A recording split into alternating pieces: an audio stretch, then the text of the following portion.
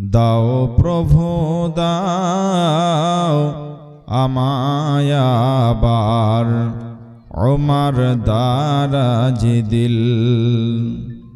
দাও আলীর মতো বীর সেনানী, দাও আলীর মতো বীর সেনানী জাগাতে নিখিল। দাও প্রভু দাও আমায় আবার ওমর দারাজ দিল। দাও প্রভু দাও আমায় আবার ওমর দারাজ দিল। হামজাকে দাও ঘরে ঘরে জীবন দিতে অকাতরে। হামজাকে দাও ঘরে ঘরে জীবন দিতে অকাতরে। আবার কাবা ভাঙতে এলে, আবার কাবা ভাঙতে এলে দাও সে মনের মিল। আবার কাবা ভাঙতে এলে পাঠাও আবাবিল। দাও প্রভু দাও আমায় আবার ওমর দারাজ দিল।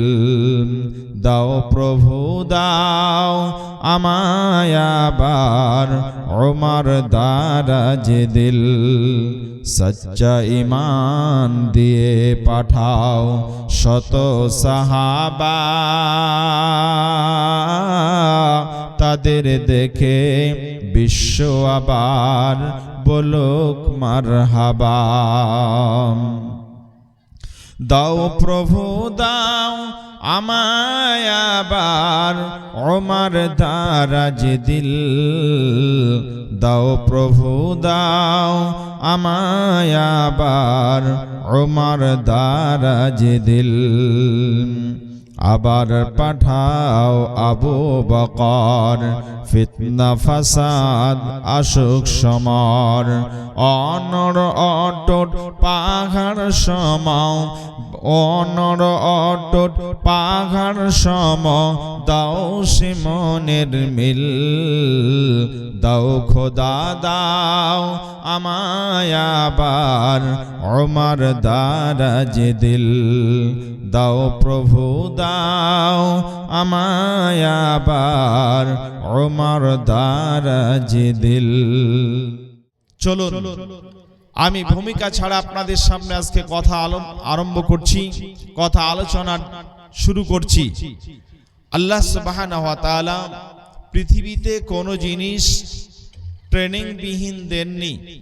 আপনি একজন চাষি মানুষ, যখন চাষ করছেন তো আপনি শিখেছেন কার কাছ থেকে? না আপনার বাবা চাষি ছিলেন, মাঠে যখন নিয়ে গেছেন আপনাকে সাথে করে, আপনি দেখেছেন, দেখা দেখে আপনি শিখেছেন যে একটা ধানের পাশে একটা আগাছা আছে, ওটাকে কিভাবে তুলতে হবে, একটা ঘাসকে কিভাবে তুলে ফেলতে হবে, দেখা দেখে শিখেছেন। পাশ থেকে আপনার বড় ভাই শিখিয়েছে এটা এভাবে মারতে হয়, এটা এভাবে তুলতে হয়, শিখিয়েছে, আপনি শিক্ষা নিয়েছেন। এক কথায় পৃথিবীতে শিক্ষাবিহীন কোনো কিছু হয় না, ট্রেনিং বিহীন কোনো কিছু হয় না। ট্রেনিং বিহীন কিছু করতে গেলে সেখানে ভুল হওয়ার সম্ভাবনা আছে। কাজেই আল্লাহ সুবহানাহু ওয়া তাআলা যে ধর্ম দিয়েছেন আমাদের, যে ধর্ম আমরা পেয়েছি, আল্লাহ তাআলা তার নবীকে দিয়ে যে ধর্ম আমাদের কাছে পাঠালেন, এই ধর্ম আল্লাহ তাআলা ট্রেনিং দিয়ে আমাদের কাছে পাঠিয়েছেন। নবী মুহাম্মদ সাল্লাল্লাহু আলাইহি ওয়াসাল্লামকে যখন নবী বানালেন, তখন আল্লাহ সুবহানাহু ওয়া তাআলা ওই নবীর কাছে ট্রেনিং দিলেন।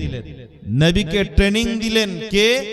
ট্রেনার হিসাবে একজনকে আল্লাহ তাআলা পাঠিয়েছিলেন, তার নাম হলো হযরতে জিবরাইল আলাইহিস সালাতু ওয়াস সালাম। তিনি ট্রেনিং নিয়েছিলেন জিবরাইলের কাছ থেকে। এই হাদিসের লক্ষ্যে বর্তমান বিশ্বে আজকে শিক্ষা ব্যবস্থায় ট্রেনিং এর প্রচলন এসেছে। বিএড ডিএড সব এই হাদিসের নিরিখে আজকে ট্রেনিং এর ব্যবস্থা আজকে শুরু হয়েছে। কিভাবে? আল্লাহর নবী মুহাম্মদ রাসূলুল্লাহ সাল্লাল্লাহু আলাইহি ওয়াসাল্লাম তিনি বসে আছেন। হঠাৎ করে আল্লাহর নবীর কাছে একদিন জিবরাইল এলেন। আপনি মাইকম্যান ভাই? মাইকম্যান কে? মাইকের আওয়াজ আমার কানে আসছে না ভালো মতো, আর আওয়াজ না আসলে পরে কথা বলা যাবে না, সমস্যা এটা।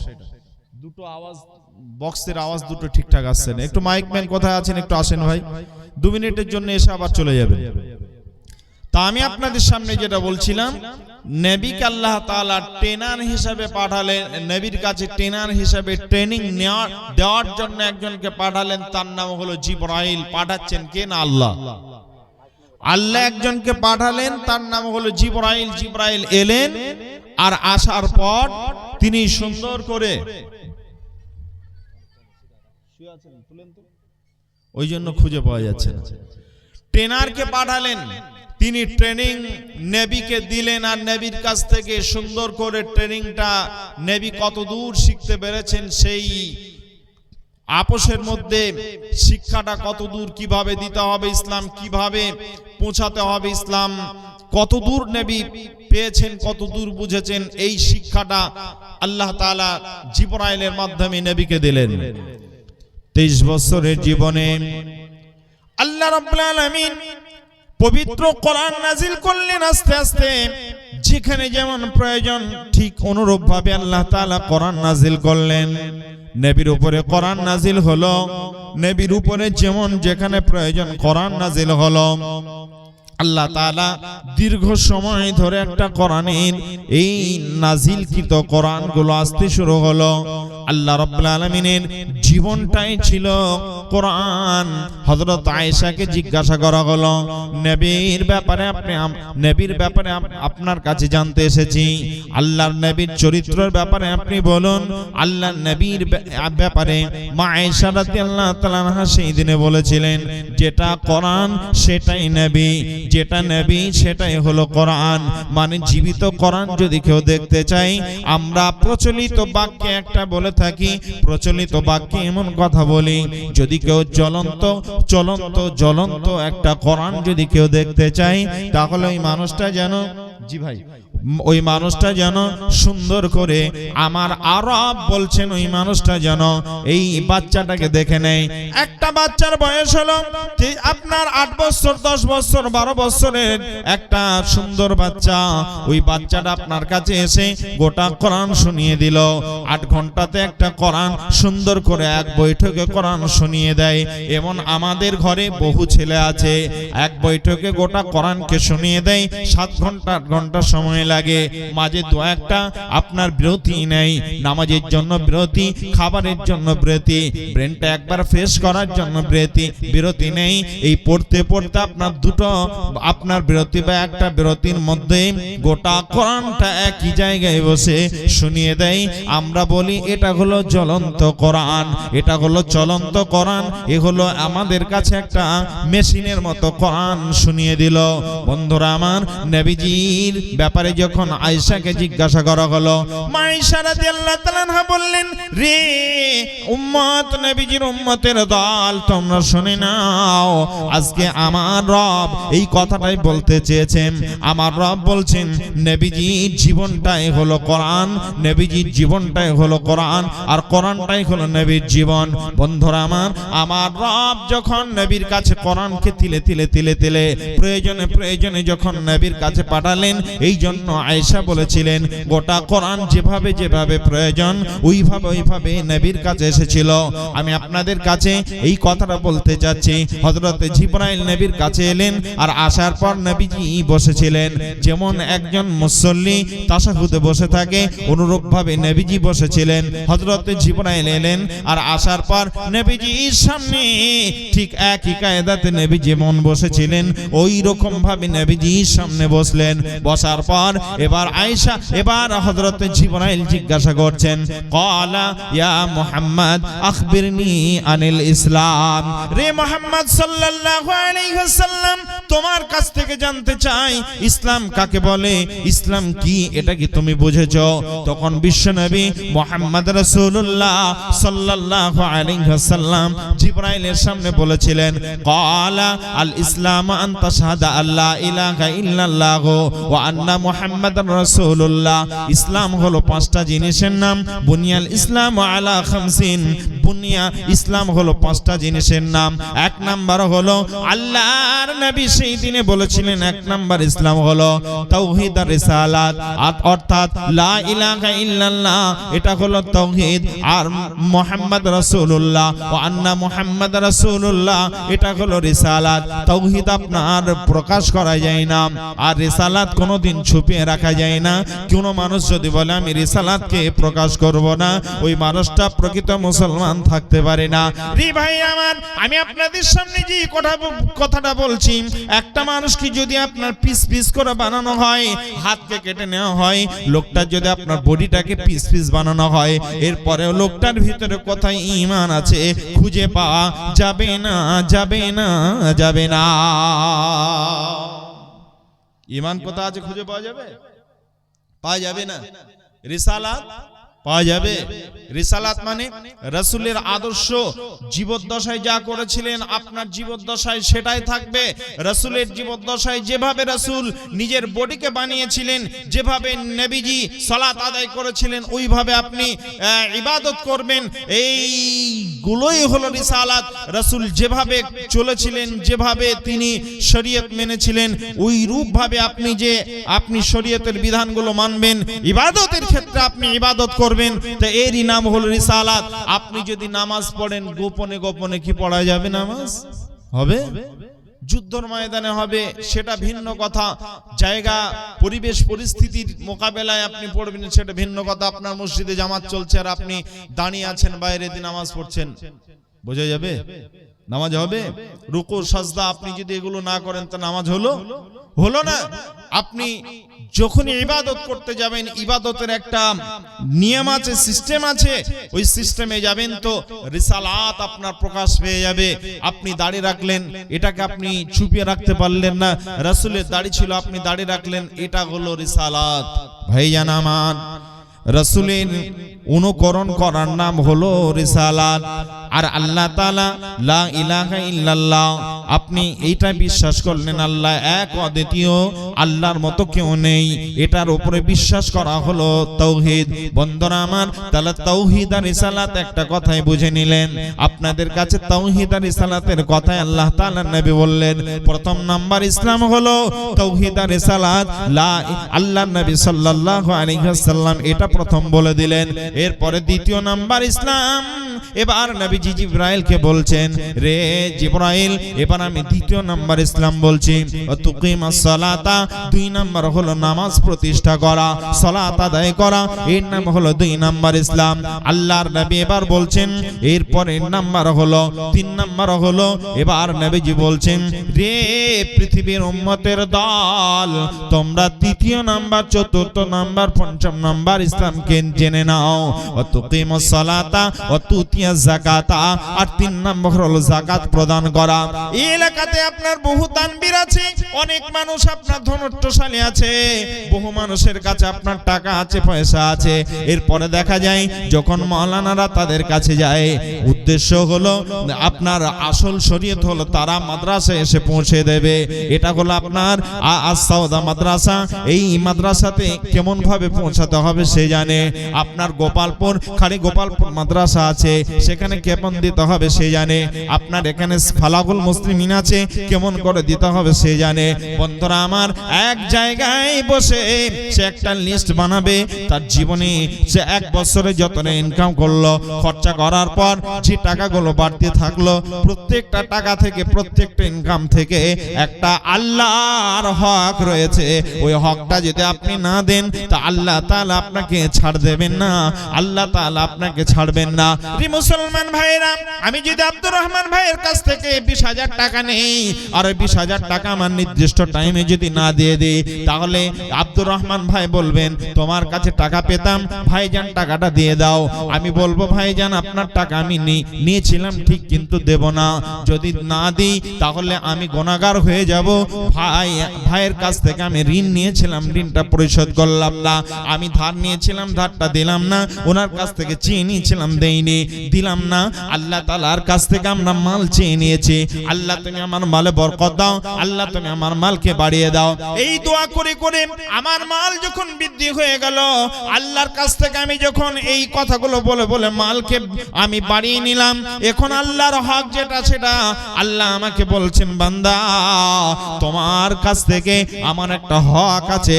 ওই হকটা কি? তোমার খরচার পর যে টাকাটা থেকে যাবে, ওই টাকাটা কত? শরীয়তের দৃষ্টিতে দুটো আপনার ফতোয়া রয়েছে।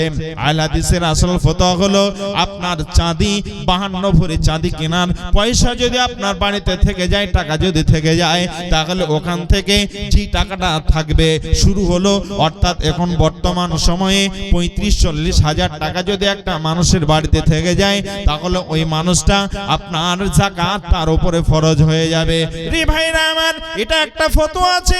আর একটা ফতোয়া হলো আপনার 7.5 ভরি সোনা কেনার পয়সা যদি আপনার বাড়িতে থাকে, তাহলে আপনার উপরে যাকাত ফরজ হবে। বলবেন মাওলানা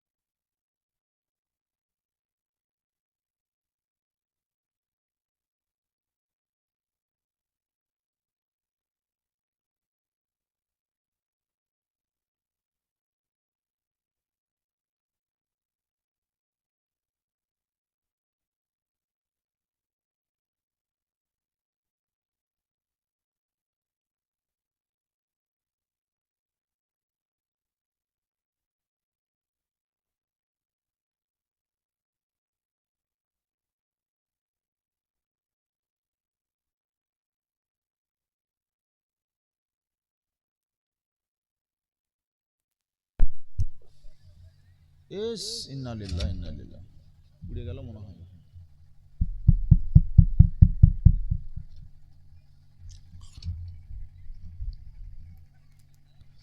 নারে তাকবীর, আর জোরে নারে তাকবীর। যারা খুঁজছিল যে এই সুযোগটা কখন আসবে, তারা ঠিক পালিয়ে গেছে। জি ভাই, এই খোঁজটাই আপনার মানে সুযোগটা নেওয়ার জন্য কিছু সুযোগ সন্ধানী বসেছিলেন, তারা বলল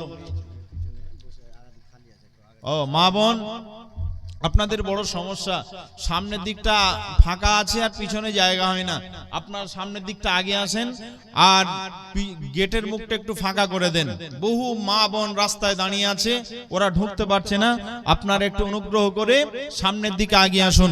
এটা আপনাদের কাছে যেন আর বলতে না হয়, যেহেতু আপনি ধর্মসভায় এসেছেন, আপনি আরেকজনকে সহযোগিতা করবেন, কাজে আপনি পিছিয়ে না থেকে সামনের দিকে আগে আসুন, একটু একটু সরুন। কারণ আল্লাহ তাআলা বলছেন তাফাসসাহু ফিল মাজালিসি ফাফসাহু ইয়াফসাহিল্লাহু লাকুম। যদি আপনি আরেকজন বোনকে যদি বসার সুযোগ দেন, তাহলে আপনার নেকিটা আল্লাহ তাআলা আরো বাড়িয়ে দেবেন। জি ভাই, তা আমি আপনাদের সামনে যে কথা বলছিলাম, কি কথা? যাকাত। যাকাত হলো শরীয়তের একটা বিধান। ওই বিধানটা আপনাকে আমাকে মেনে নিতে হবে। যাকাত দেওয়া ফরজ, প্রত্যেকটা দানবীর প্রত্যেকটা মালদারকে যাকাত দিতে হবে, যাকাত দেওয়া ফরজ। তাহলে যাকাতের দুটি নিয়ম আছে। একটা হলো আপনার সোনা যদি কারোর কাছে 7.5 ভরি সোনা কেনার পয়সা যদি থাকে,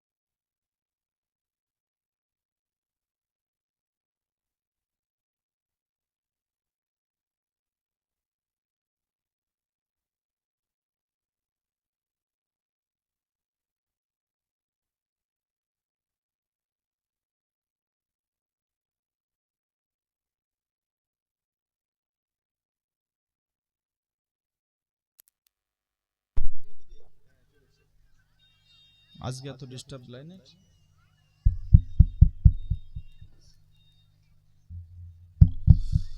জি ভাই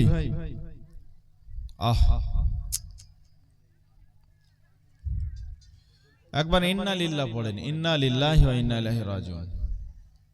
রাসূলের একটা হাদিস, যদি কিছু হারিয়ে যায় তাহলে আপনি আল্লাহর উপরে ভরসা রেখে ইন্না লিল্লাহি ওয়া ইন্না ইলাইহি রাজিউন পড়ুন। আপনার মাল যদি সঠিক থাকে, হালাল থাকে, আপনি পেয়ে যাবেন। তা আজকে যে হালাল মালগুলো আছে এর আবার ফিরে আসবে, ইন্না লিল্লাহ পড়ে নেন। জি ভাই, আজ যারা এসেছিল বাজার ঘুরতে, একটু বসি, ভালো লাগলে থাকবো, না হলে পালিয়ে যাব। ওই মানুষগুলো পালাতে পারছিল না, উঠতে পারছিল না, তো সুযোগ পেয়েছে, পালিয়ে গেছে। আবার ইনশাআল্লাহ চলে আসবে। ইন্না লিল্লাহি ওয়া ইন্না ইলাইহি রাজিউন পড়ে নিলাম, আবার মাঠ ভর্তি হবে ইনশাআল্লাহ। জি, একবার জোরে তাকবীর দিয়ে বলি নারায়ে তাকবীর। এই জোর, আরো জোর দিয়ে বলেন নারায়ে তাকবীর। ভাইজান, তাহলে যাকাতের কথা বলছিলাম। যাকাত গেল 2 নাম্বার, 3 নাম্বার যাকাত, 4 নাম্বার হলো তাসুম রমাজান। আল্লাহ তাআলা নবী বলছেন, জি একটা কথা আপনাদের ঘোষণা দিয়ে দিই। আমার পরে আসাম থেকে আমার ভাই মনোয়ার সাহেব এসেছেন, খুব ভালো বক্তা, আপনারা সকলে চেনেন, একদম খুব আপার লেভেলের বক্তা উনি, হাদিস কোরআনের, এবং ওনার বক্তব্য শুনলে দিল কেঁপে যায়। আপনাদের কাঁপে কিনা জানি না, আমার কথা বলছি, আমি খুব শুনি ওনার বক্তব্য, আমার অন্তর কাঁপে ওনার বক্তব্য শুনলে। ইমানদার মানুষ, আল্লাহওয়ালা মানুষ। উনি এসে মসজিদে উপস্থিত আছেন, আমার পরপরই উনি আসবেন। আমি খুব অল্প সময় বক্তব্য রাখবো আর অল্প সময় আপনাদের সামনে থাকবো। আপনারা একটু গুছিয়ে বসে যান, সুন্দরভাবে বসলে আমি শেষ করে দেব ইনশাআল্লাহ। সুন্দরভাবে প্যান্ডেলটা গুছিয়ে যাবে, আমি শেষ করে দেব। আপনারা ধীর স্থির ভাবে একটু আগে থেকে বসবেন, যে ফাঁকা জায়গাগুলো আছে, পিছনে যারা বসে দাঁড়িয়ে আছেন ভাই, ফাঁকা জায়গাগুলো এসে বসে যান। তা আমি বলছিলাম, আল্লাহর নবীর কাছে জিবরাইল এসে বলছেন, যে জিবরাইল বলছেন, ক্বালা ইয়া মুহাম্মদ আখবিরনি আনিল ইসলাম। মুহাম্মদ সাল্লাল্লাহু আলাইহি সাল্লাম, তুমি ইসলাম কি এটা বুঝিয়ে বলো। তখন আল্লাহ তাআলার নবী জিবরাইলকে ইসলাম বোঝাচ্ছেন 3 নাম্বার। 4 নাম্বার ইসলাম হলো যে রমজান মাসে, যে রমজান আল্লাহ তাআলা ফরজ করেছেন, ওই রমজান মাসে 1 মাস সিয়াম পালন করা, এটা হলো প্রত্যেকটা নরনারীর জন্য, এটা হলো ফরজ, এটা হলো 4 নাম্বার ইসলাম। আল্লাহর নবী বলেন, রে জিবরাইল, 4th নাম্বার এবার হলো 5ম নাম্বার, ওয়া তাহাজ্জাল বাইতা ইন ইসতাতা ইলাইহি সাবিলা। 5 নাম্বার ইসলাম হলো, নবীজি বলছেন 5 নাম্বার ইসলাম হলো তাহাজ্জাল বাইতা ইন ইসতাতা ইলাইহি সাবিলা। 5 নাম্বার হলো, যে লোকটার মাল আছে, ওই মাল থাকার পর দৈহিক ক্ষমতা আছে, দৈহিক শক্তি আছে, ওই লোকটা যেন আল্লাহর ঘর কাবায় গিয়ে এই কথাটা বলে, লাব্বাইক লা শারীকা লাক লাব্বাইক ইন্নাল হামদা ওয়ান নি'মাতা লাকা ওয়াল মুলক লা শারীকা লাক। হে আল্লাহ, আমি তোমার গোলাম, আল্লাহ তোমার জমিন থেকে আমি উঠে এসেছি, আল্লাহ তাআলা আমি ওই জায়গা থেকে এসেছি, ভাটল থেকে এসেছি, মাবুদ গো তোমার এই ঘরে এসে হাজিরা দিচ্ছি। আল্লাহ তাআলা তোমার আমি গোলাম, তোমার দাসত্বকে স্বীকার করে নিয়েছি। আল্লাহ তুমি আমাকে মাল দিয়েছিলে, ওই মাল খরচ করে আমি 50 নয়, 1 লাখ নয়, 2 লাখ নয়, আল্লাহ তাআলা 4.5 লক্ষ 5 লক্ষ টাকা খরচ করে তোমার ঘরে এসে হাজিরা দিয়েছি। মাবুদ রে, আমার তুমি হজটাকে কবুল করে নিও, আমার জীবনের সমস্ত আমলগুলো কবুল করে নিও। আল্লাহ তাআলা আমার হজকে তুমি মকবুল হজে পরিণত করে দাও। বন্ধুরা আমার, এই লোকটা আল্লাহর কাছে হাজিরা দেবে, আল্লাহ বলবেন, আমার গোলাম আমার কাছে এসে হাজিরা দিয়েছে, আমি তার জীবনের গুনাহগুলো মাফ করে দিলাম। রে মুসলমান ভাইরা, আপনারা দেখবেন যেই দিনে হজের দিন যখন আরাফার মাঠে হাজির অবস্থান করেন, ওই জায়গার দৃশ্যটা দেখবেন কে কেমন ভাবে কান্না করছে। বাচ্চা হারিয়ে গেলে মা যেমন কান্না করে, ব্যাকুল হয়ে যায়, একজন হাজী সাহেব ওই জায়গায় গিয়ে ব্যাকুল হয়ে কান্না করছে, আল্লাহকে বলছেন, মাবুদ আমার জীবনে কত গুনাহ আছে আমি ছাড়া কেউ জানি না রে আল্লাহ। আল্লাহ তাআলা তুমি জানো আর আমি জানি, আমার জীবনের সমস্ত গুনাহগুলোকে সামনে নিয়েছে। তোমার কাছে আমি ফরিয়াদ করছি, তোমার নাম গফফার। আল্লাহ আমার জীবনের সমস্ত গুনাহগুলো তুমি মাফ করে দাও। বন্ধুরা আমার, ওই লোকটা কান্না করে, পাগলের মতো কান্না করে বলে, আল্লাহ আমার ছেলে মেয়ে আছে, তাদেরকে তুমি সুখের জীবন দাও। আল্লাহ আমাকে ইমানি হালাতে রাখো, আমার পরিবারস্থ লোকদেরকে ইমানি হালাতে রাখো, আমার মালে বরকত দাও। আল্লাহ তাআলা তুমি এলাকার মুসলমানদেরকে শান্তিতে নাও। আল্লাহ তাআলা তাদের শান্তিতে রাখো। আয় আল্লাহ তাআলা, তুমি তাম মুসলমানের উপরে যে নির্যাতন চলছে, এখন সুদানে চলছে, কিছুদিন আগে চলছিল, এখনো চলছে রানিং। সেটা কোথায় না, ওটা হলো ফিলিস্তিনের মাটিতে। বন্ধুরা আমার, ওই জায়গাতে মুসলমানদের উপরে কত নিরীহ নির্যাতন চলছে। নিরীহ দুটো বাচ্চাকে কালকে দেখছিলাম, প্রশাসন ধরেছে। কোন প্রশাসন না, আপনার ইসরায়েলের দুই প্রশাসন ধরেছে। বলছে ছোট্ট ছোট্ট দুটি মাসুম বাচ্চা, ফুলের মতো দেখতে, বাচ্চাগুলো যেন ভিতর শুকিয়ে গেছে। যেমনি ধরেছে আর বাচ্চাগুলোর ভিতর শুকিয়ে গেছে। কোথায় থেকে ধরেছে না, বাড়ির ভিতর থেকে তাদেরকে ধরে নিয়ে এসে বলছে এরা আমাদের বিরুদ্ধে, এরা গোয়েন্দাগিরি করছে, অতএব এই বাচ্চা দুটোকে নিয়ে যেতে হবে। বন্ধুরা আমার, আজকের এই সোশ্যাল মিডিয়ার মাধ্যমে আমি আজকে গোটা পৃথিবীর নেতা যারা রয়েছে, মুসলিম নেতাদেরকে আমি জানাতে চাই, আমার ভাষা না বুঝলে তারা যারা কনভার্ট করে এটা জেনে নেয়। বন্ধুরা আমার, আজকে গোটা পৃথিবীর নেতাদের কাছে এটা আমি জানাতে চাই যে আজকে যে শিশু থেকে শুরু করে বৃদ্ধ পর্যন্ত, নারী পুরুষ কাউকে তারা ছাড়ছে না। আল্লাহ তাআলা তুমি এই মুসলিম নেতাদের মাধ্যমে এদের একটা সুব্যবস্থা তুমি নিয়ে নাও, তুমি সুব্যবস্থা করে দাও। আল্লাহ নির্যাতনের হাত থেকে তুমি রক্ষা করো। রে ভাই মুসলমান, আজকে প্রত্যেকটা জায়গাতে মুসলমানদের উপরে যে নির্যাতন চলছে, এই নির্যাতন থেকে যদি মুসলমানকে বাইরে হয়ে আসতে হয়, তাহলে মুসলমানের একটাই করণীয় আছে, মুসলমান যেন সবাই আল্লাহর দিকে চলে আসে, আল্লাহর কথা মতো জীবন যাপন করে। তারা যেন মসজিদ আল্লাহর ঘর, ওই ঘরে যেন তারা ঢুকে যায়, তাহলে তারা শান্তির দ্বার পেয়ে যাবে, শান্তির জায়গা পেয়ে যাবে। তাদের উপরে আক্রমণ করার, নির্যাতন করার পৃথিবীতে আর কেউ থাকবে না, থাকবে না, থাকবে না। আমাদের কি ইসলামকে মেনে নিতে হবে।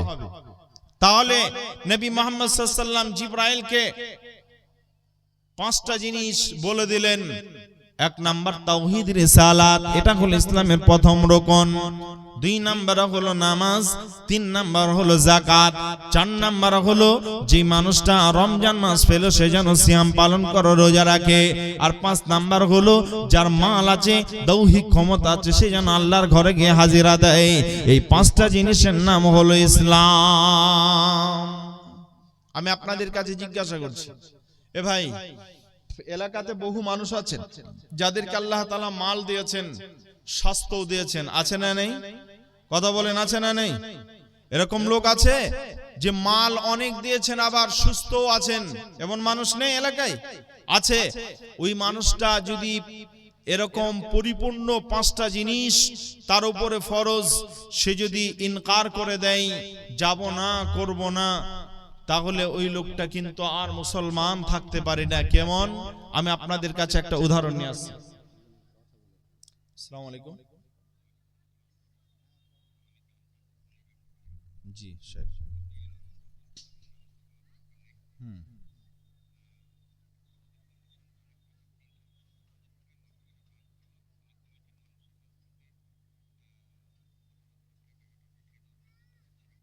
3,70,000। আচ্ছা, জি জি জি,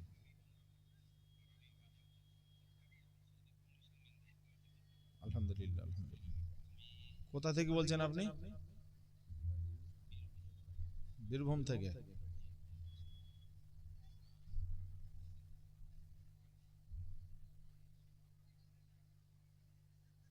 আচ্ছা, ঠিক আছে। আপনি কি ছিলেন? কাটেন, তারপর বলছেন।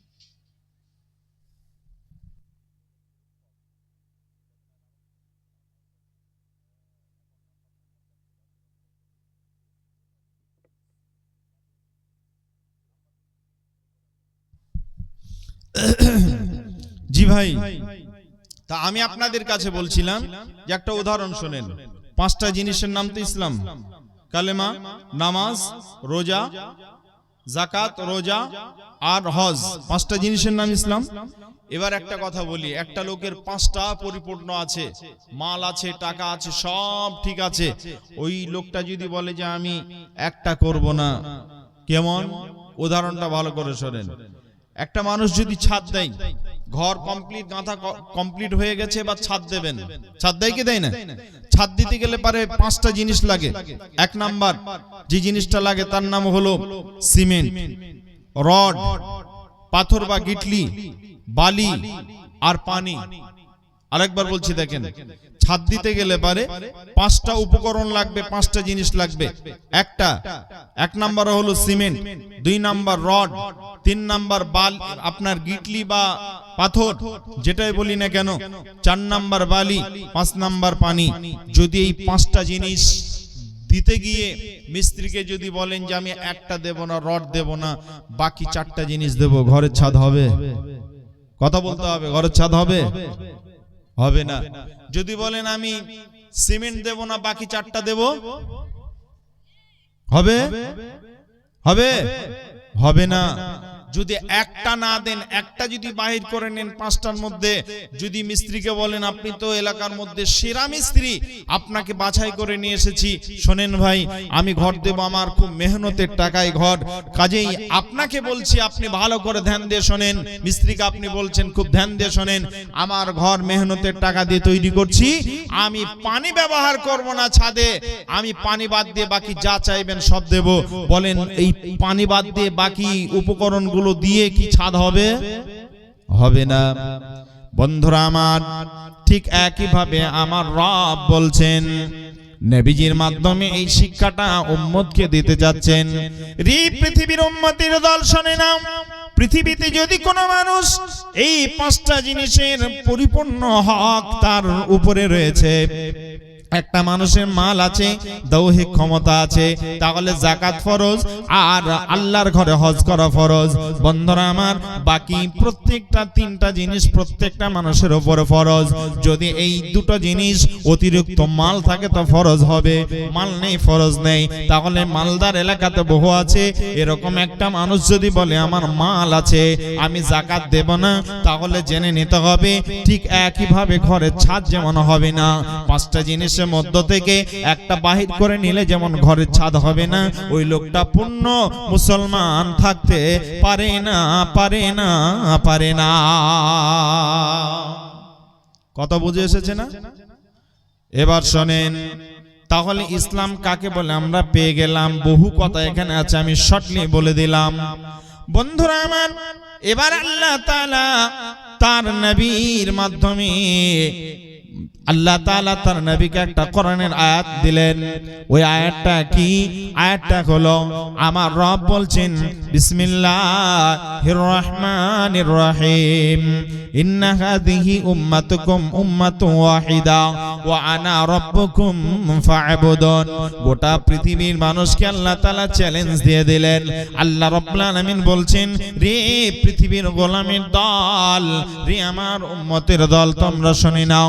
নবী আল্লাহ তাআলা বললেন তোমার উম্মতদের জানিয়ে দাও। আল্লাহ তাআলা তার গোলামদেরকে বলছেন, রে গোলামের দল তোমরা শুনে নাও, ইন্না হাযিহি উম্মাতুকুম, নিশ্চয়ই উম্মত, ইন্না হাযিহি উম্মাতুকুম উম্মাতুন ওয়াহিদা, এই নিশ্চয়ই উম্মত একই উম্মত, ওয়া আনা রাব্বুকুম ফা'বুদুন, তোমরা আমারই ইবাদত করো, অন্য কারো ইবাদত করতে আল্লাহ তাআলা বললেন না। ওয়া আনা রাব্বুকুম ফা'বুদুন, আমি তোমাদের প্রভু, আমারই ইবাদত করো। আমার রব এখানে বললেন, এখানে মুফাসসিরিন ইকরাম বলেছেন ইন্না হাযিহি উম্মাতুকুম, উম্মতের ব্যাখ্যা করতে গিয়ে বলেছেন উম্মত মানে হলো ধর্ম, উম্মত মানে হলো দ্বীন, উম্মত মানে ধর্ম। এই ধর্মটা কোন ধর্ম? আমার রব বলছেন পৃথিবীতে বহু ধর্ম আছে, বর্তমান সময়ে যেটা প্রধান প্রধান ধর্ম যেগুলো, এই ধর্মগুলো আপনার 4500 ধর্ম আছে। যদি আপনি সমস্ত ধর্মকে নিয়ে নেন তাহলে প্রায় 10,000 ধর্ম পৃথিবীতে রয়েছে। বন্ধুরা আমার, গোটা পৃথিবীতে 4500 ধর্মের ভিতর থেকে আমার রব বলছেন সব ধর্ম ধর্ম নয়, 4499টা ধর্ম নয়। আল্লাহ আল্লাহ রাব্বুল আলামিন বলছেন একটাই ধর্ম আমার কাছে মনোনীত, ওই ধর্মটার নাম হলো বিসমিল্লাহির রহমানির রহিম, ইন্নাদ-দীনা ইনদাল্লাহিল ইসলাম। আমার কাছে মনোনীত ধর্ম তার নাম হলো ইসলাম। ইসলাম ব্যতিরেকে পৃথিবীতে যত ধর্ম আছে এগুলো আল্লাহর কাছে একটাও গ্রহণীয় নয়, একটাও গ্রহণীয় নয়, সবগুলো বর্জনীয়, একটাও গ্রহণীয় নয়। তাহলে পৃথিবীর প্রথম ধর্ম কোনটা এবার আপনাকে জানতে হবে। জি, নবীজির কাছে সাহাবীরা বসে আছেন, হঠাৎ করে সাহাবীদের মধ্য থেকে একজন সাহাবী, খুব বিচক্ষণ সাহাবী, তিনি প্রশ্ন করছেন, ইয়া রাসূলুল্লাহ, নবী গো, আপনার কাছে আমার একটা জিজ্ঞাসা, আমার ব্রেনে যেন বারবার এটা ঘুরপাক খাচ্ছে, আপনাকে জিজ্ঞাসা করতে চাচ্ছি, মনে কিছু নেবেন না। নবী বললেন, রে আমার সাহাবী, বলো তোমার মনে কি চাচ্ছে ওটা তুমি বলে দাও। আল্লাহর নবীর সামনে সাহাবী বলছেন, ইয়া রাসূলুল্লাহ, নবী গো, আপনার কাছে আমার যেটা জিজ্ঞাসা, যেটা আমার জানার বিষয়, সেটা হলো পৃথিবীতে আল্লাহ তাআলা 1,24,000 নবী রাসূল পাঠিয়েছিলেন, পয়গম্বর পাঠিয়েছিলেন। নবী গো, আপনার কাছে আমার জানার বিষয়, আপনারা আপোষে যত নবী এসেছিলেন, হযরত আদম থেকে শুরু করে আপনি পর্যন্ত, আপনি তো আনা খাতামান নবীন, আপনি নিজে বলেছেন আমি হলাম শেষ নবী। আল্লাহ তাআলা আপনার ব্যাপারে সার্টিফাই দিয়ে দিয়েছেন, আপনি হলেন শেষ নবী, আর আপনি হাদিসের মধ্যে কথাই বলেছেন। ওগো নবী, আপনার কাছ থেকে জানতে চাই, আপনি পর্যন্ত হযরত আদম থেকে আপনি পর্যন্ত যত নবী রাসূল এসেছিলেন, 1,24,000 পয়গম্বর বা নবী, এই নবীদের ভিতর থেকে আপনাদের একে অপরের সঙ্গে সম্পর্ক কি, আপনাদের আপোষে সম্পর্ক কি? তখন আল্লাহর নবী যে কথাটা বলেছিলেন সেই কথাটা আমি আপনাদেরকে শুনিয়ে যাচ্ছি। বন্ধুরা আমার, নবীজি ওই সময় বলেছিলেন, ইন্নাকা দিহি উম্মাতুকুম উম্মাতু ওয়াহিদা ওয়া আনা রাব্বুকুম ফা'বুদুন। আল্লাহর নবী ওই সময় বলেছিলেন, আমরা যত নবী রাসূল পৃথিবীতে এসেছি, প্রত্যেকটা নবী রাসূল হলাম আমরা আপোষে বৈমাত্র ভাই, আমরা হলাম বৈমাত্র ভাই। এখন আপনাদের কাছে আমার একটা কথা বলার, সেটা হলো বৈমাত্র ভাই কাকে বলে, এটাকে আমাদের আগে জানতে হবে। বৈমাত্র ভাই কাকে বলে এটা জানতে হবে। বৈমাত্র ভাই কাকে বলে? এই যুবক, জানো বৈমাত্র ভাই কাকে বলে? জানা আছে? জানা নেই? বলেন, কেউ বলতে পারবেন বৈমাত্র ভাই কাকে বলে? কেউ বলতে পারবেন? ভাইরা আমার, বৈমাত্র ভাই বলা হয় তাকে যার বাপ একটা আর মা হলো আলাদা আলাদা। একটা বাপের 2টা বিয়ে, একটা লোকের 3টা বিয়ে, একটা লোকের 4টা বিয়ে হতে পারে কি পারে না? কোন কারণে 2টা বিয়ে হয়েছে, 3টা বিয়ে হয়েছে, হয় কি হয় না? হয়। ওই লোকের ওয়ারসজাত সন্তান প্রথম স্ত্রীর পেট থেকে 4টা হয়েছে, আর দ্বিতীয় স্ত্রীর পেট থেকে 5টা সন্তান হয়েছে, এমন হয় কি হয় না? হয়। এরা হলো আপোষে, এই দ্বিতীয় স্ত্রী প্রথম স্ত্রীর পেট থেকে যেই ছেলে মেয়েগুলো এলো, এরা হলো আপোষে বৈমাত্র ভাই বোন।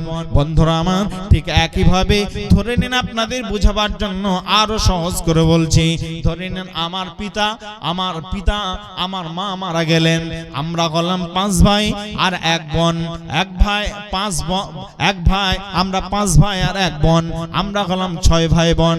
আমার মা কোন অসুখে মারা গেলেন, বুঝাবার জন্য বলছি।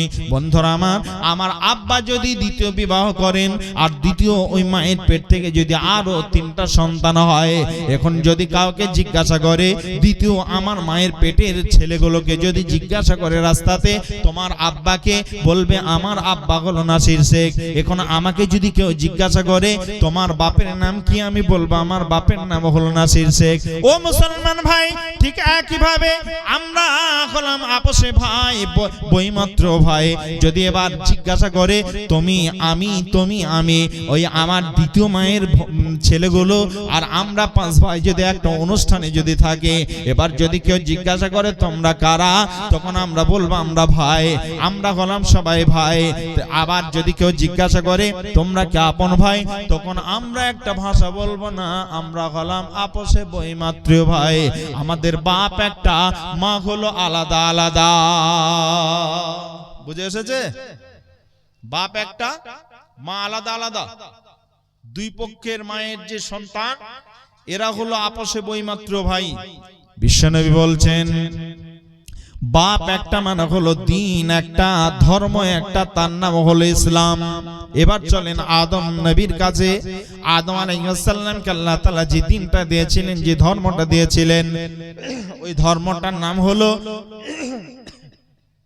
আল্লাহ তাআলা হযরত আদমকে যে ধর্মটা দিয়েছিলেন ওই ধর্মটার নাম হলো, হযরত আদমের কাছে যে ধর্মটা ছিল ওই ধর্মটার নাম হলো ইসলাম ধর্ম। হযরত আদমের কাছে যে ধর্ম ছিল তার নাম হলো ইসলাম। হযরত মূসা আলাইহিস সালামের কাছে যে ধর্ম ছিল তার নাম হলো ইসলাম। হযরত ইব্রাহিমের কাছে যে ধর্ম ছিল ওই ধর্মটার নাম হলো ইসলাম। হযরত নূহ আলাইহিস সালামের কাছে যে ধর্ম ছিল তার নাম হলো ইসলাম। হযরত ঈসা আলাইহিস সালামের কাছে যে ধর্ম ছিল তার নাম হলো ইসলাম। এক কথায় প্রত্যেকটা নবীর কাছে যে ধর্ম ছিল, নবী মুহাম্মদ সাল্লাল্লাহু আলাইহি ওয়াসাল্লামের কাছে যে ধর্ম আল্লাহ তাআলা দিয়েছেন এরই নাম হলো ইসলাম। এইজন্য আল্লাহ তাআলা বলছেন ইন্নাদ-দীনা ইনদাল্লাহিল ইসলাম, আমার কাছে মনোনীয় পছন্দনীয় একটা ধর্ম, তার নাম হলো ইসলাম। আমি ইসলামকে স্বীকৃতি দিয়েছি, আর বাকি ইসলাম ব্যতিরেকে যত মানুষ ধর্ম পালন করবে এরা একজন ধর্মের মধ্যে নেই, এরা সব অধর্ম পালন করছে। জি ভাই, ধর্ম পালন কেউ করছে না। তারা মনে ভাবছে ধর্ম, কিন্তু আল্লাহর নজরে এটা ধর্ম নয়।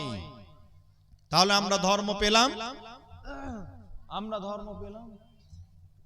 জি ওটা যাব, ওই জায়গায় যাচ্ছি, শেষ করব।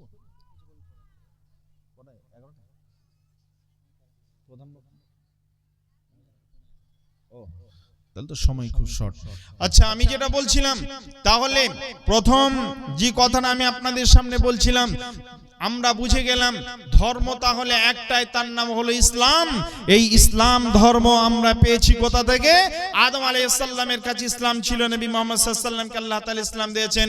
তাহলে দিন একটা, পিতা নামক দিন হলো একটা, আর মা নামক শরীয়ত হলো আলাদা আলাদা। মা যেমন আলাদা আলাদা, বৈমাত্র ভাইয়ের মা যেমন আলাদা আলাদা হয়, ঠিক শরীয়ত হলো আলাদা আলাদা, মানে বৈমাত্র ভাইয়ের মতো শরীয়ত আলাদা আলাদা। আর দিন, পিতা নামক দিন হলো একটা, তার নাম হলো ইসলাম। সংক্ষেপে বুঝিয়ে দিলাম। এবার চলুন আমি আপনাদের সামনে এবার আগে যাচ্ছি তৃতীয় নাম্বার পয়েন্ট। আল্লাহ রাব্বুল আলামিন যখন নবীকে পৃথিবীতে পাঠালেন, নবীর একটা ইতিহাস রয়েছে বন্ধুরে। ওই নবীর ইতিহাসটা সংক্ষেপে আপনাদেরকে দু চারটা কথাই বলে দিচ্ছি। আল্লাহ নবীর জন্মের দিকে একটু আগিয়ে যায়, পিছিয়ে যায়। আল্লাহ নবী যখন নবী হলেন, যখন আল্লাহ তাআলা নবী যখন জন্ম লাভ করলেন, ওই সময় পৃথিবীতে সব চাইতে দুটি মানুষ খুশি হয়েছিলেন। কোন কোন ঐতিহাসিকগণ বলেছেন তিনটা মানুষ খুশি হয়েছিলেন। তার মধ্যে যেই লোকটা বেশি খুশি হয়েছিল ওই লোকটার নাম হলো আপনার আবু লাহাব। আবু লাহাব একটা ওই আপনার এমন খুশি হয়েছিল তার জন্মে, তাকে একজন মানুষ এসে খবর দিল যে তোমার ছোট্ট ভাই আব্দুল্লাহ যে মারা গেছে, তার একটা সুসন্তান পৃথিবীতে জন্মগ্রহণ করেছে, তার একটা সুন্দর একটা আকন পুত্র সন্তান পৃথিবীতে জন্মগ্রহণ করেছে, তার নাম আহমদ অথবা মোহাম্মদ। এই খবরটা যেমনি দিয়ে দিল মোহাম্মদ জন্মগ্রহণ করেছে, এই খবরটা যেমনি দিয়ে দিল, এ ছুটতে ছুটতে তার বন্ধু সার্কেলে যত ছিল, তার আত্মীয় স্বজন যারা ছিল, তাদের কাছে গিয়ে খবরটা পৌঁছে দিল। রে ভাই মুসলমান, আমি আপনাদের কাছে বলতে যাচ্ছি যেটা, এবার আল্লাহর নবীর এই সংবাদটা পৌঁছে দেওয়ার পর যে লোকটা এসে তাকে খবরটা পৌঁছালো, তার নাম ছিল সোয়াইবা। সোয়াইবাকে বলে দিল, রে সোয়াইবা, আজকে এত একটা মহান সংবাদ আমার কাছে পৌঁছে দিয়েছো, আমি অত্যন্ত খুশি হয়েছি। এজন্য আজকে আমি তোমাকে আজাদ করে দিলাম। তুমি তো আমার গোলাম ছিলে, আমি তোমাকে আজাদ করে দিলাম। আর বাকি যারা খুশি হয়েছিল তাদের নামগুলো আমি আর বলছি না, সংক্ষিপ্ত সময় আমি আপনাদের সামনে ব্যক্ত করছি। বন্ধুরা আমার, এরপরে আল্লাহর নবী আস্তে আস্তে বড় হলেন।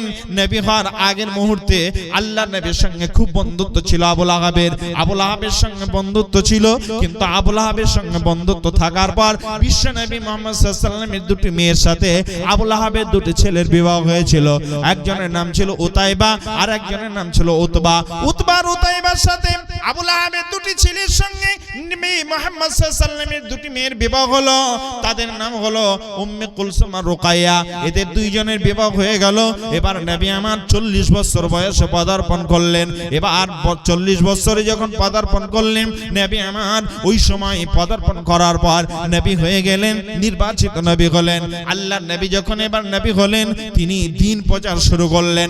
আল্লাহ তাআলা ওই নবীকে জানিয়ে দিলেন, হে নবী, আল্লাহ তাআলা নবীকে আল্লাহ তাআলা বললেন, ওয়ালাকাদ বাআসনা ফি কুল্লি উম্মাতির রাসূলা আন ইবুদুল্লাহা ওয়াজতানিবুত তাগুত। আমি আল্লাহ তোমাকে নবী পাঠিয়েছি। তোমার পূর্বে যাদেরকে পাঠিয়েছিলাম গোত্রের উপরে তাদেরকে যেমন নির্দিষ্ট গোত্রের উপরে নবী বানিয়েছিলাম, আমি তোমাকেও নবী বানালাম। তোমার কাজ হলো মানুষকে আল্লাহর দিকে নিয়ে আসা আর খারাপি থেকে মানুষকে বিরত রাখা। এই কথা দুটি মানুষের কাছে প্রচার করা। হে নবী, তুমি এই কাজ চালু করে দাও। আল্লাহর নবী চালু করে দিলেন। বিশ্ব নবী আমার যখন চালু করে দিলেন, দ্বীন প্রচার যখন শুরু করে দিলেন, আল্লাহর নবী দ্বীন প্রচারের বিভিন্ন মাধ্যম ছিল। বন্ধুরা আমার, আজকে এই মহিলা মাদ্রাসা, এটা হলো দ্বীন প্রচারের একটা মাধ্যম। বিশ্ব নবীর একটা হলো সেই দিনের মিশনের এটা একটা মিশন। ও বন্ধু, আজকে আপনাদের কাছে বলতে চাই, ওই দিনে রাসূল তিনি যদি কালেমার দাওয়াত না দিতেন, তাহলে সুমাইয়ার মতো একজন মহিলা তিনি ইসলাম পেতেন না। সুমাইয়ার মতো একজন মহিলা ইসলাম পেতেন না। তাহলে সর্বপ্রথম মহিলাদের মধ্যে দ্বীন প্রচার করার কারণে একজন মহিলা তিনি দ্বীন পেয়েছিলেন। ওই মহিলাটার নাম হলো সুমাইয়া রাদিয়াল্লাহু তাআলা আনহা। হযরত খাদিজা রাদিয়াল্লাহু তাআলা আনহা এরা দ্বীন পেয়েছিলেন, ইসলাম পেয়েছিলেন। বন্ধুরা আমার, আজকে এই মহিলা মাদ্রাসার মতো মহিলা মাদ্রাসা যদি তৈরি না হয়, এই মাদ্রাসাগুলোর মধ্যে যদি মাদ্রাসা না থাকে, তাহলে আমার মেয়ে আপনার দ্বীন শিখতে পারবে না। আপনার ছেলে দ্বীন যেমন শিখছে মাদ্রাসায় গিয়ে, আমার মেয়ে মাদ্রাসায় না আসতে পারে দ্বীন শিখতে পারবে না। কাজে আমার মেয়ের পেট থেকে যে সন্তানগুলো আসবে, ওরা দ্বীন পাবে না, ওরা সব বেদিন হয়ে যাবে। এই জন্য আজকের এই মাদ্রাসার মতো মাদ্রাসার প্রয়োজন আছে। এরা ইমানি বলিষ্ঠ হবে, হযরত সুমাইয়া রাদিয়াল্লাহু তাআলা আনহার মতো নিজের জীবনকে বিলিয়ে দেবে। আমি আপনাদের কাছে একটা কথা বলি, সুমাইয়ার ঘটনা আপনারা জানেন। সুমাইয়া রাদিয়াল্লাহু তাআলা আনহা এমন একজন মহিলা ছিলেন, ইসলাম কবুল করার কারণে, নবীকে ভালোবাসার কারণে। রে মুসলমান, আমি আপনাদের বলতে চাই, আল্লাহর নবী জামানায় রাসূলকে দেখার পর যখন কালেমা পড়ে নিলেন, রাসূলের প্রতি এত মহব্বত, এত ভালোবাসা। আল্লাহ রাব্বুল আলামিনের নবী বলেছেন, আল্লাহর নবী বলেছেন, লা ইউমিনু আহাদুকুম হাত্তা কুনা হাব্বা ইলাইহি। অতক্ষণ পর্যন্ত কোন মানুষ পূর্ণ মুমিন হতে পারবে না, মুসলমান হতে পারবে না, যতক্ষণ পর্যন্ত এই মানুষটা আল্লাহ এবং তার রাসূলকে ভালো না বাসতে পারবে। সমস্ত মাল ধন সন্তান সন্ততি দুনিয়াভি সমস্ত জিনিস থেকে যতক্ষণ পর্যন্ত আল্লাহ তার রাসূলকে ভালোবাসতে না পারবে, ততক্ষণ পর্যন্ত ওই লোকটা পূর্ণ মুমিন হতে পারবে না। আল্লাহর নবীর এই কথাটা শোনার পর সুমাইয়া রাদিয়াল্লাহু তাআলা আনহা তিনি এমন ভাবে তিনি কালেমা পড়ে নিলেন, এমন ভাবে ঈমান নিয়ে এলেন। এবার সুমাইয়া রাদিয়াল্লাহু তাআলা আনহার উপর নির্যাতন শুরু হলো। সুমাইয়া বলে দিল, আমি মুহাম্মদ সাল্লাল্লাহু আলাইহি ওয়াসাল্লামের দ্বীন কবুল করেছি, অতএব আমার জীবন থাকতে দ্বীন থেকে ফিরে যাব না। হযরত সুমাইয়াকে বল্লভ মেরে ওই জায়গাতে হত্যা করা হয়েছিল। আবু জাহাল তাকে বল্লভ মেরে হত্যা করেছিল। রে মুসলমান, আমি আপনাদের কাছে বলতে চাই, এই জায়গায় যত মুসলমান নরনারী আছেন সবাইকে বলতে চাই, আপনারা ভালো করে ধ্যান দিয়ে শুনেন। আমার নবীর কথা মতো হযরত সুমাইয়া রাদিয়াল্লাহু তাআলা আনহা দ্বীন পেয়েছিলেন, ইসলাম পেয়েছিলেন। তার কত ঈমানি জাজবা ছিল, নিজের জীবন পর্যন্ত ইসলামের জন্য দিয়ে দিল। বন্ধুরা আমার, ওই দিন সুমাইয়া যদি বলতো আমি মুহাম্মাদের দ্বীন পরিত্যাগ করে দিলাম, তাহলে সুমাইয়ার জীবন যেত না। তিনি ইসলাম কবুল করার পর, তিনি মাদ্রাসা কবুল করার পর, দ্বীন কবুল করার পর, শরীয়ত কবুল করার পর আর শরীয়ত থেকে বাইর হয়ে যাননি। আর আজকে তিনি জীবন দিয়ে আজকে ইসলামকে আমাদের হাতে পৌঁছে দিয়েছেন, আমাদের কাছে পৌঁছে দিলেন। নিজে গেলেন, শুধু এটাই নয়, তার একটা ছেলে, তার নাম হলো আম্মার, সে নিজের জীবন ইসলামের জন্য দিয়েছিল। হযরত আম্মারের বাপের নাম হলো ইয়াসার, ইয়াসার তার জীবনটা ইসলামের জন্য দিয়েছিল। এই মুসলমান বাপ বেটা মা তিনজন ইসলামের জন্য শহীদ হয়েছিল, যাদেরকে মেরে মেরে মেরে মেরে শহীদ করে দিয়েছিল। আজকে বহু মুসলমানকে দেখতে পাওয়া যায়। কয়েকদিন আগে আপনার উত্তরপ্রদেশের মাটিতে একটা মুসলমান, সে একজন ইমানদার মুসলমান, মসজিদ থেকে ফজরের নামাজ পড়ে বাড়ি ফিরছিল। এমন সময় তাকে কারেন্টের পোলে বেঁধে দিল, আর কারেন্টের পোলে বেঁধে দেওয়ার পর তার উপরে পেট্রোল ঢেলে আগুন ধরিয়ে দিল, তাকে আগুন জ্বালিয়ে তাকে হত্যা করলো। আমি আপনাদের কাছে বলতে চাই, কি আছেন আল্লাহর গোলাম, এই মাদ্রাসার জন্য আজকে এই মহিলা মাদ্রাসাকে যাতে টিকিয়ে রাখতে পারি আমরা, এই দিন যাতে করে আমরা টিকিয়ে রাখতে পারি। এমন কে আছেন আল্লাহর গোলাম 5000 টাকায় মহিলা মাদ্রাসার জন্য দেবেন? সুমাইয়া নিজের জীবন দিয়েছে। আল্লাহর নবী জনাবে মুহাম্মদ রাসূলুল্লাহ সাল্লাল্লাহু আলাইহি ওয়াসাল্লামের সাহাবীরা নিজের জীবন দিয়েছিলেন। একজন মহিলা আল্লাহর নবী তিনি যুদ্ধের ময়দানে যাচ্ছেন, এমন সময় ওই মহিলাটা আল্লাহ রাসূলের কাছে দৌড়াতে দৌড়াতে গিয়ে বলছেন, রাসূলুল্লাহ নবী গো, আমার এমন কিছু নেই, আমার স্বামী যুদ্ধের ময়দানে শাহাদাত বরণ করেছে গো নবী, আমার অন্য সন্তান যারা ছিল তারা লায়েক যারা ইসলামের জন্য শহীদ হয়ে গেছে, যুবক আমার সন্তান ছিল তারা শহীদ হয়ে গেছে, ইয়া রাসূলুল্লাহ এখন বর্তমানে আমার কেউ নেই, আমার এই কোলের শিশুটা আপনার কাছে দিতে চাই, 6 মাসের শিশুটা আমি আপনার কাছে দিতে চাই, আপনি এটা ইসলামের জন্য কবুল করে নেন, আজকের ময়দানে আপনার বড় কাজে আসবে। আল্লাহ নবী বললেন, যুদ্ধের ময়দানটা কি অত সহজ মনে করছো রে সাহাব রে, মহিলা অত সহজ কি তুমি মনে করছো? আল্লাহ নবী বললেন, এই 6 মাসের বাচ্চাটা নিয়ে আমি কি করতে পারি ইসলামের জন্য? যুদ্ধের ময়দানে এমন কি কাজ দেবে?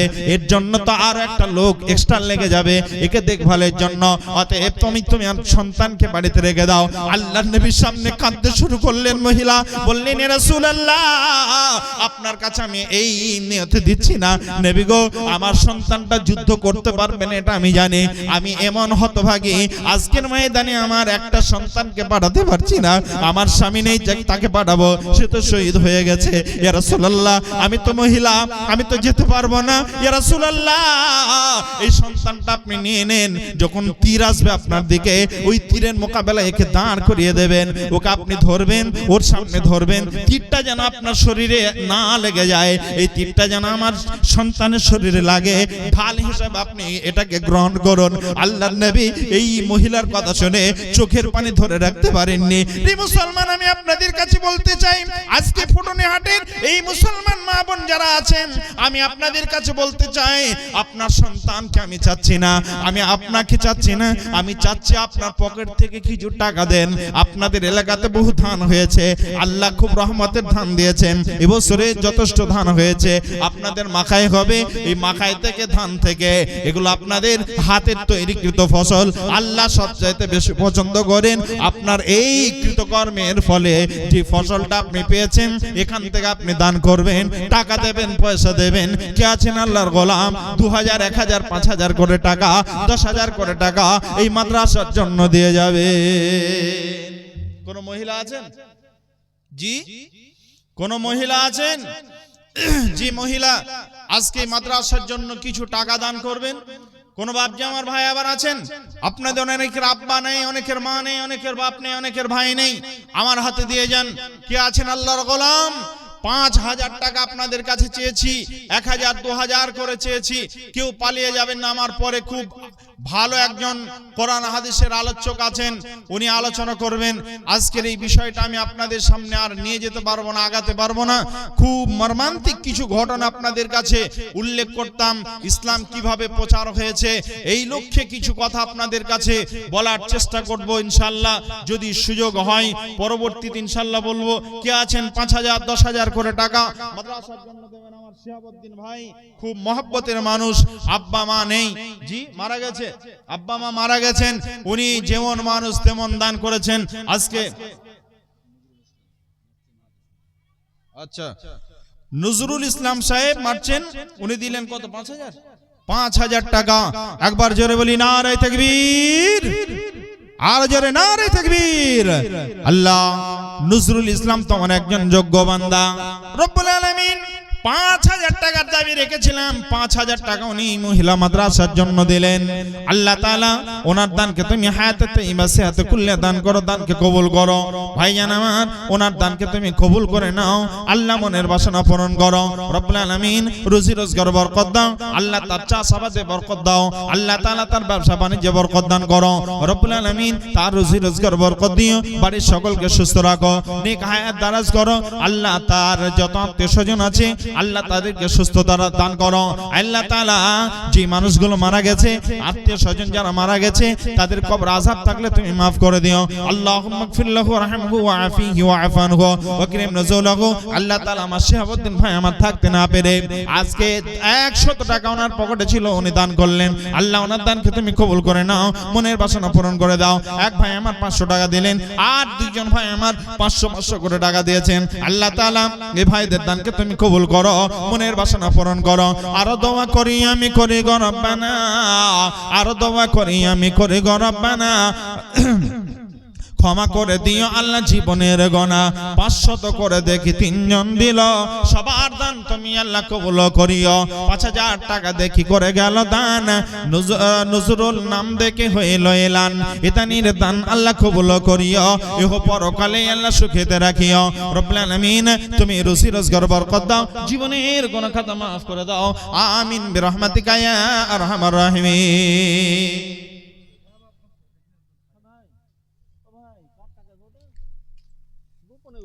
আমার সামনে দিন না গো। আচ্ছা, জিন্নাতুল ভাই আমার দিলেন 1000 টাকা, আল্লাহ তার দানকে তুমি কবুল করে নাও। তাবারক ভাই আমার দিলেন 500 টাকা, আল্লাহুম্মা সাল্লি আলাইহি আল্লাহুম্মা বারিক আলাইহি।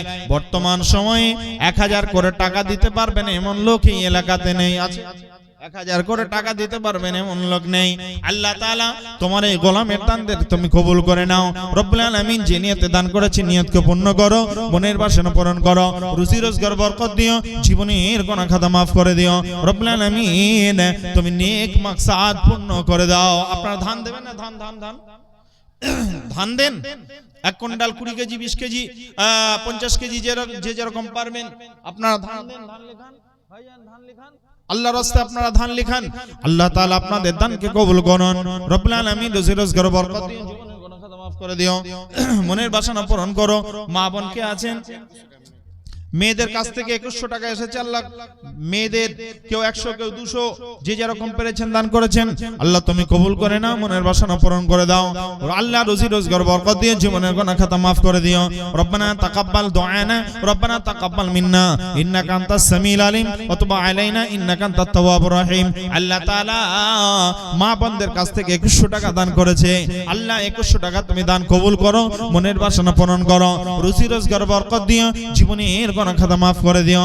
আল্লাহুম্মা সাল্লি আলাইহি আল্লাহুম্মা বারিক আলাইহি। রব্বানা তাকাব্বাল দুআনা রব্বানা তাকাব্বাল মিন্না ইন্নাকা আনতাস সামিউল আলিম ওয়া তুব আলাইনা ইন্নাকা আনতাত তাওয়াবুর রহিম বিরহমাতিকা ইয়া আরহামার রাহিমিন।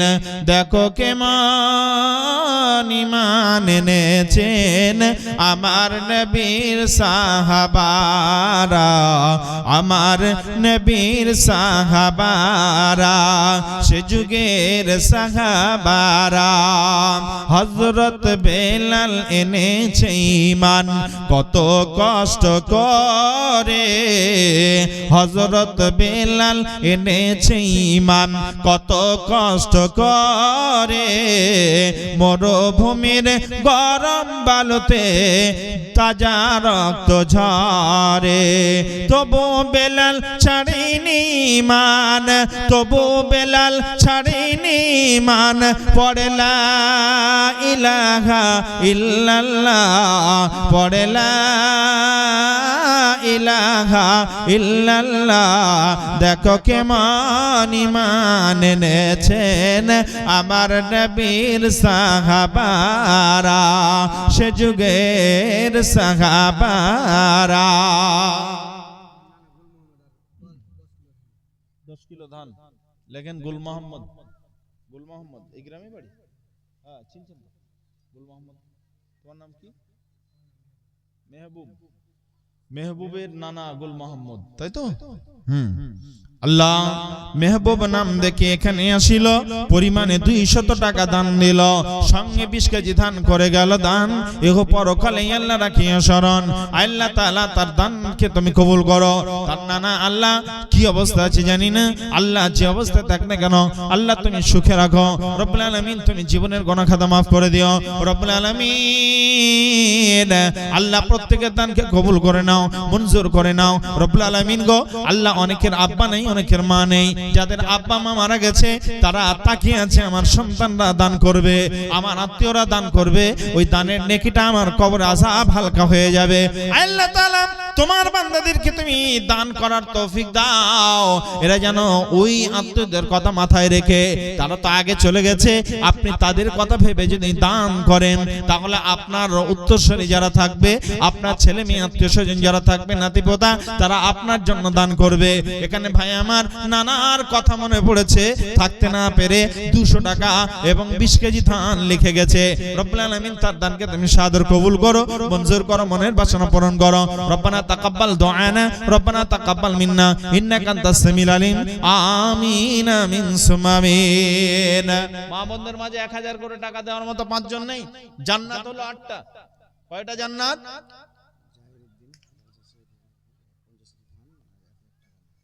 আচ্ছা, জালসা সেক্রেটারি জাহিরউদ্দিন ভাই 50 কেজি ধান 1000 টাকা উনি দান করলেন।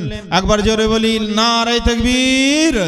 আল্লাহ জাহিরউদ্দিন ভাইয়ের দানকে তুমি আল্লাহ কবুল করে নাও, মনের বাসনা পূরণ করে দাও। আল্লাহ রুজি রোজগার বরকত দিও, জীবনের গুনাহ খাতা মাফ করে দিও। আল্লাহ ওনার আব্বা মা মারা গেছে, তারা জীবিত অবস্থায় নেই। রব্বুল আলামিন কি অবস্থা আছে আমরা কেউ জানি না।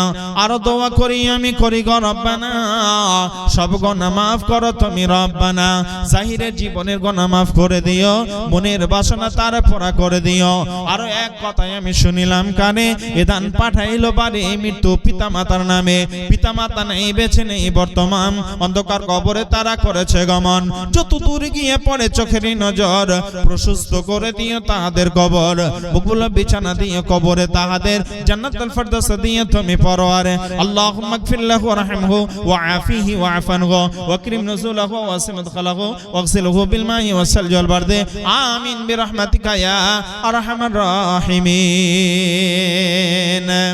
কে আছেন ভাই? আছেন আল্লাহর গোলাম। আমি আপনাদের কাছে যেটা বলছিলাম, আল্লাহ রাব্বুল আলামিনের নবী যখন দ্বীন প্রচার করেছেন এত কষ্ট পেয়েছেন। আল্লাহর নবীর নিজের চাচা আবু লাহাব, যার সাথে এত দৈহিক সম্পর্ক, এত বন্ধুত্ব ছিল, এত মনের আপনার মিল ছিল, নিজের ছেলের সাথে ওই ভাতিজার মেয়ের বিবাহ দিয়ে দিল যে অন্য জায়গায় দিতে হবে না, কেমন থাকবে জানতে পারবো না, যদি কষ্ট পায় মেয়ে তাহলে বাপ কষ্ট পাবে।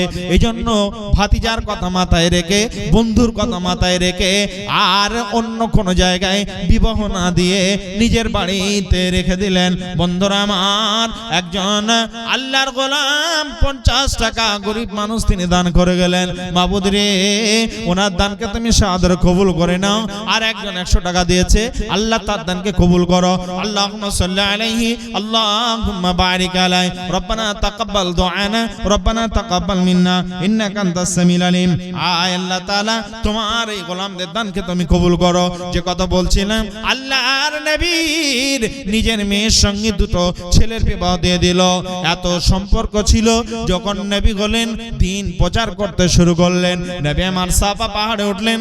আর ওঠার পর যখন ডাক দিলেন, আল্লাহ তাআলা কোরআনের আয়াত নাজিল করলেন, ওয়া আনজির আশীরাতাকাল আকরাবিন। নবী হে, তোমার এই সময় আর বসে থাকা চলবে না, গোপনে গোপনে দ্বীন প্রচার চলবে না, এখন প্রকাশ্যে তুমি দ্বীন প্রচার শুরু করে দাও। তোমার জন্য আমি আল্লাহ রয়েছি, আমি সাহায্যকারী, তোমাকে সাহায্য করব। রে ভাই মুসলমান, আমি আপনাদের সামনে যে কথাটা বলছি ধ্যান দিয়ে শুনেন। আমার রব ওই জায়গাতে যে কথাটা তিনি বলেছিলেন, আমার রব এই কথাটা বললেন যে তুমি তোমার নিকট আত্মীয় ও আনজির আশীরাতাকাল আকরাবিন, নিকট আত্মীয়দের কাছে তুমি দ্বীন প্রচার করো। আজকে এখানে যে মানুষগুলো দ্বীন প্রচারের জন্য 100-200 করে টাকা দিচ্ছে, এক ভাই আমার 200 টাকা দিয়ে গেলেন, আর এক ভাই আমার বেনামিতে 100 টাকা দান করলেন। আল্লাহ বেনামিতে কোনো জন নাম না বলিয়া 100 টাকা দিল তোমাকে ভাবিয়া। আর একজন দেখি ভাই জানাসিয়া দিল 200 টাকা মিলিয়া জুলিয়া। 200 টাকা দেখি করে গেল দান। এদানির দান আল্লাহ মহামূল্যবান, এদানির দান আল্লাহ কবুল করিও, মনের বাসনায় আল্লাহ পুরা করে দিও। রব্বানা তাকাব্বাল দুআনা রব্বানা তাকাব্বাল মিন্না ইন্নাকা আনতাস সামিউল আলিম। আমিন আমিন সুম্মা আমিন। আমি আপনাদের সামনে দানের কথা মা বোনদেরকে বলছিলাম।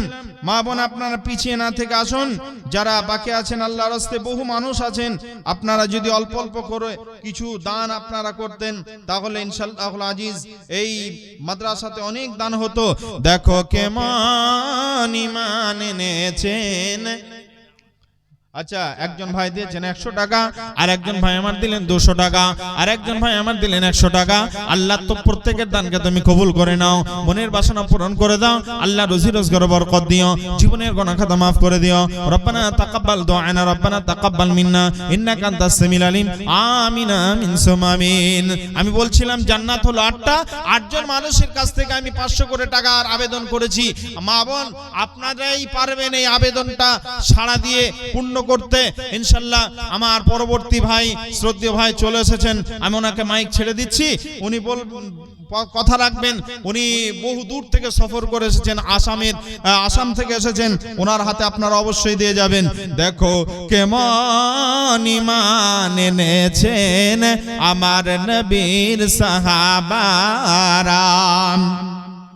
দেখো কেমন ঈমান এনেছেন আমার নবীর সাহাবারা, সে যুগের সাহাবারা। হযরত বেলাল এনেছে ঈমান, হযরত বেলাল এনেছে ঈমান।